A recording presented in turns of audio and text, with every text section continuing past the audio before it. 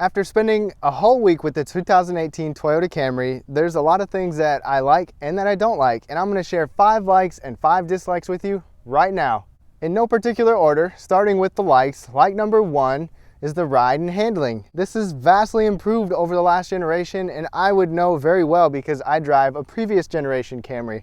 You sit lower, the ride is just more comfortable, the handling is more spot on, and overall it's just so much better in just about every way when you're behind the wheel.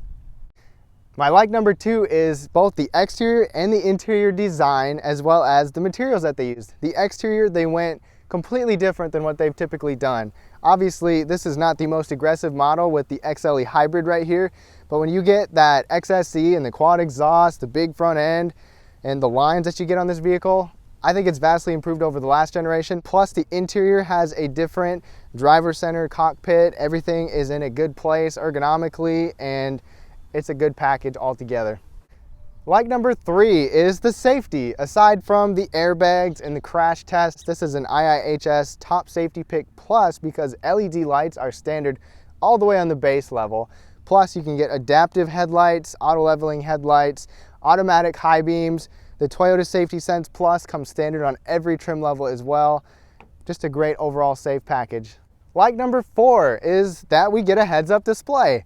So obviously heads-up displays have been around for a long time, but it's not something I would have had expected in this Toyota, and we get it, and I really like it.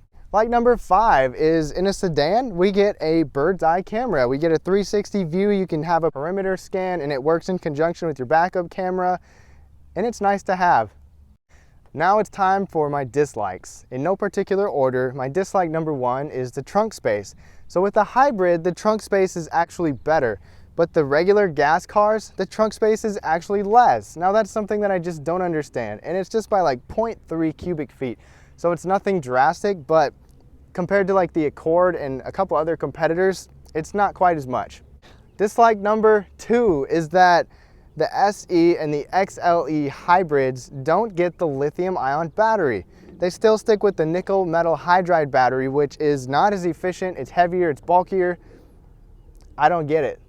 Dislike number 3, the seats don't come in memory settings or ventilated seats, so we only have heated seats. Not something that I would have expected, but I get it. Toyota doesn't want to infringe on Lexus or the Avalon, but it would definitely be nice to have, especially in a $37,000 car like this one. Dislike number 4 is there's no Apple CarPlay or Android Auto still. So I get that the 2019 Corolla, Avalon, and RAV4 are now doing CarPlay and even some with Amazon Alexa, but still, if Toyota really wants to attract younger buyers, they've got to do this. I don't see why this 2018 Camry was a huge deal when it came out, but there's no Apple CarPlay or Android Auto. The Entune 3.0 is better than it was, but it's still not exactly what people are looking for. Dislike number 5, and this is purely coming from me as an owner of a previous gen Camry, is I like the storage space that we have in here, but I don't think it's as functional.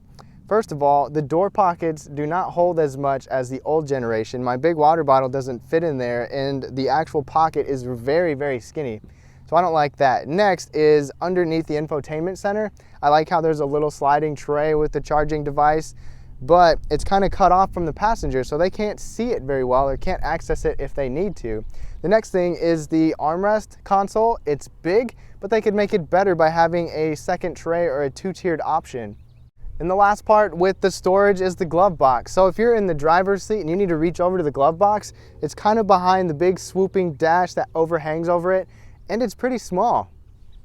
Now, obviously, those were all my opinions. I would love to know what y'all think. If you want to see the full review of this 2018 Toyota Camry XLE Hybrid, please click the link up below. I'll put the link also down below in the comments and the description for a full review of this vehicle. If you disagree with me or agree with me, please let me know down below in the comments. Again, I've only had this car for a week, but I do own the older Camrys. I want to know what you think. Please leave a thumbs up down below and consider subscribing, and I'll see you next week.